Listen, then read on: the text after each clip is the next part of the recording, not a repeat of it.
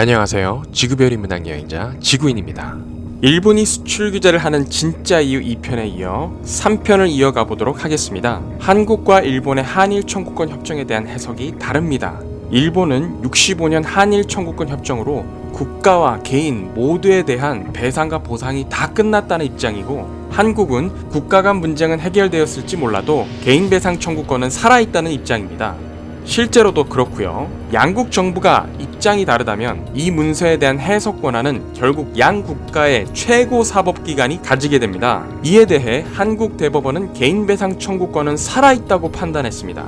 그럼 일본 최고재판소는 어떻게 판단했을까요? 만약 일본 최고재판소가 강제징용 피해자들의 개인 청구권이 65년 한일협정에 의해서 모두 소멸된 것으로 본다면 이게 문제가 되겠죠. 왜냐면 한국 최고법원은 개인 청구권이 살아있다라고 판단했고, 일본 최고법원은 개인 청구권이 사라졌다라고 판단하면 양국 최고법원의 판단이 달라져 버리잖아요. 이러면 이게 수습하기 어려운 과제가 되니까 문제가 되겠죠. 근데 놀라지 마십시오. 일본 최고재판소의 판단 역시 개인 청구권이 살아있다는 입장입니다.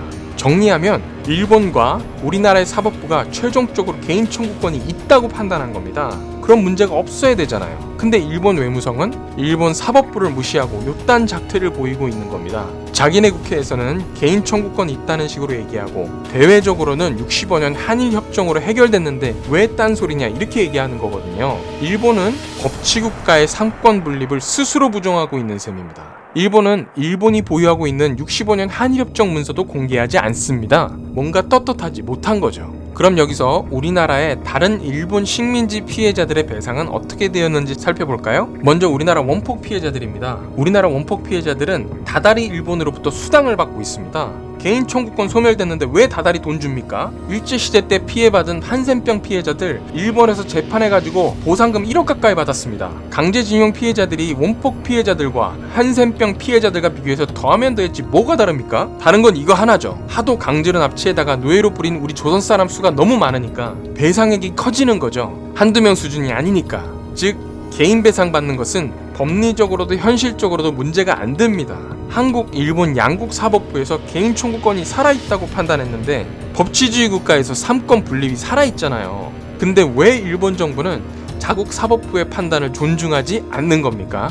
왜 중세 유럽이나 메이지 유신 이전에 야만적이고 안 주면 그만이지 식의 강짜를 부리고 있는 겁니까? 그럼 우리나라 정부가 이에 대해서 큰 소리 빵빵 쳐야 될 것 같은데 안 하는 이유가 있겠죠? 일단 먼저 스텝이 꼬였기 때문이죠. 박정희 정부 당시 돈은 급하고 힘도 없다 보니 한일협정 첫 단추를 잘못 끼워버렸죠. 이걸 다시 바로잡아도 모자를 판에 미국 압박에 밀리다 보니 박근혜 정부 때 오히려 합의안에 완료되었다는 식으로 문장을 넣어버렸습니다.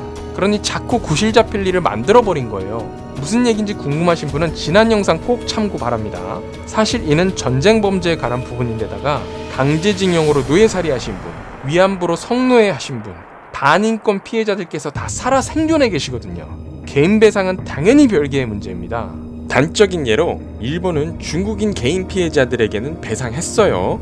그럼 행정부상에 외교적으로 싸워서 평행선을 달리면 법리적으로 따져야겠죠. 더구나 법리로 다투면 이길 텐데 함부로 맞부딪히지 않는 이유는 바로 국제적인 역학 때문입니다. 일본에서 현재 가장 우익화된 주장은 메이지 유신 이후 청일전쟁, 한일합방, 만주사변, 중일전쟁, 여일전쟁, 태평양전쟁, 이런 전쟁과 침탈 행위들이 다 자신들의 평화를 위한 싸움이자 투쟁이었다는 주장입니다. 자신들의 폭력은 정의롭다는 개쌉소리를 하고 있는 거죠. 참고로 1941년 태평양전쟁은 미국과 벌인 전쟁이거든요. 이건 함부로 씹으렸다간 야무지게 털리겠죠? 그래서 그 부분은 아예 언급하지 않습니다. 여기서부터 우리가 국제관계를 이해하고 현명하게 대처해야 할 필요가 있습니다. 중국 역시 마찬가지입니다. 1931년 만주사변까지만 사과하면 중국도 그 이전은 신경 쓸 필요가 없어요.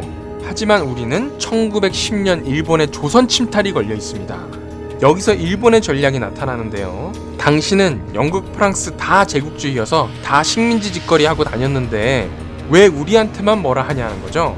왜 서구 열강 국가에는 책임을 지우지 않느냐. 꼬우면 국제재판소로 가지고 가자. 프랑스나 영국이 결국 누구 편 드는지 한번 두고 보자. 뭐 이런 식인 거죠. 이 때문에 우리가 국제법상, 정확히는 국제무대에서는 불리한 상황이 될 수도 있습니다. 근데 우리나라에서도 국제사법재판소를 가야 된다고 바락바락 우기는 분들이 계십니다. 왜 그럴까요? 가장 좋은 방법은 당연히 외교적 역학으로 푸는 방법이죠. 그러기 위해서는 명분과 여론, 힘이 있어야 합니다. 그런 의미에서 우리 국민들의 일본 불매운동은 아주 현명한 방법입니다. 정부 차원에서도 특별히 나서는 게 없는 데다가 우리 국민들이 이렇게 반대를 하니 어쩌겠냐 하는 협상의 명분도 생기고요. 예를 들면 북한이 미사일 자꾸 발사하잖아요. 이런 것도 우리에게 좋은 명분을 줍니다. 일본에게 북한에 대응하는 공동 전략을 만들어야 되지 않겠냐고 제안할 수 있잖아요. 실제로 한일 양국은 그런 공동 전략이 필요하니까요. 그런 의미에서 외국에 동원할 전략적 수단의 폭이 넓어지는 것이기 때문에 좋을 수밖에 없습니다. 근데 저는 왜 불매운동에 반대하는 사람들이 있는지 모르겠어요. 강경 일변도가 아니라 현명하게 대처해야 되거든요. 근데 반대 입장에서 선 사람들은 다 애국을 표방하시는데 불매운동이 왜 어떻게 나쁜지를 얘기하는 게 아니라 현 정부가 잘못하고 있으니까 반대해야 된다는 입장들이 많아서 오히려 좀 의아합니다. 정부가 아니라 시민들이 자발적으로 하고 있는 거잖아요. 정부가 병크 터트리는 건 욕할 수 있을지 모르겠는데 시민들이 반대하는 건 오히려 새로운 레버리지를 강화해주니까 더 좋은 거거든요. 반대로 정부가 강경하게 나서는 것도 어리석은 짓입니다. 달랠 건 달래다가 꾸짖을 때 꾸짖어야죠. 강하면 부러지는 법이거든요. 단적인 예로 중구청장이 노 재팬 이런 팜플렛을 공식적으로 걸었던 적이 있죠. 빨리 내렸으니 망정이지 이게 무슨 나라 망신입니까? 우리나라 정부는 당당하면서 현명하게 나서야 됩니다. 우선 일본이 1965년 한일협정에 의해 기본 청구권이 사라졌다고 판단한다면 먼저 협정서 문서부터 공개해보라고 요청해야 합니다. 그래야 일본 국민들에게도 알려질 거 아니에요. 우리 정부는 일본 정부를 원칙을 가지고 당당하게 대하면서 동시에 소통하고 우리 국민들은 일본 정부를 꾸짖으면 됩니다. 동시에 일본 국민들과는 연대하고요. 일본 사람 싫어할 필요 없습니다. 일본 국민 중에 착한 사람 얼마든지 있거든요. 더구나 아베는 일본 내에서도 왕따 경향도 종종 보인다니까요. 정말 일부의 일본 극우 정치인들이 문제인 거예요. 장단기 전략도 따로 준비해야 합니다. 예를 들면 WTO 제소 같은 건 단기적으로 효과 하나도 없어도 하는 이유가 장기적 대비를 위해서 하는 거거든요. 경제단체, 시민단체, 외교 사이드 노선 등등 총동원해서 일본과 연대할 것은 연대하고 꾸짖을 것은 꾸짖고 해야 되는 겁니다. 일본의 평화를 사랑하는 시민들과 힘을 합쳐 나간다면 오히려 일본의 수구 전범 세력들을 고립시킬 수도 있을 겁니다. 일본의 궁극적인 장기 전략은 일본의 동의 없는 동북아 현상이나 체제 변경에 반대한다는 겁니다. 남북한, 미국, 중국끼리 결정하는 것을 받아들일 수 없다는 거죠. 그 다음으로 북일 수교, 이른바 김정은과 아베가 만나서 수교를 할 때 65년에 우리나라의 독립축하금이라는 명분으로 어물쩡 배상을 껴넣으려 한 것처럼 1910년에 한일 합방, 즉 조선 침탈의 불법성 문제를 사전에 차단하고 싶은 것입니다. 그래서 지금 애초에 세게 나가는 것이죠. 마지막으로 마치기 전에 짧게 정리해볼까요?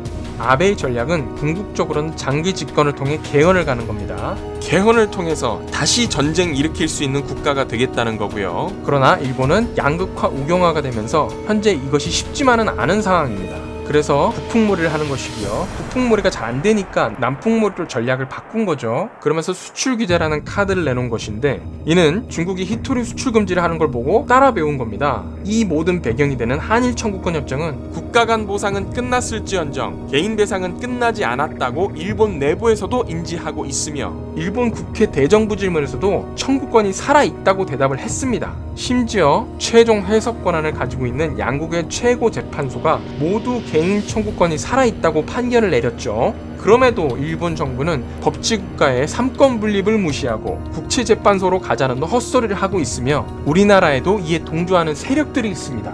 심지어 일본은 자기네가 원폭 때려 맞아서 피해자가 된 건에서도 국가 간 보상은 포기했으니 끝났지만 자국민들 즉 일본 국민들한테는 원폭 피해 미국에게 개인 배상 받을 수 있으니 재판하라고 얘기하고 있습니다. 그리고 일본이 우리나라 피해자들에게 이미 개인 배상하고 있습니다. 한센병 피해자들, 히로시마에 있던 원폭 피해자들이 금전 보상 받고 있어요. 불매운동은 국민이 자발적으로 나섰기에 우리 정부에 협상할 수 있는 레버리지를 제공해주니 오히려 좋습니다. 일본 정부와 구구 전범 세력들이 나쁜 것입니다. 우리는 일본의 많은 선한 시민들과 연대해서 국제적 여론을 만들어야 합니다. 왜냐하면 우리에게는 명분이 있기 때문입니다.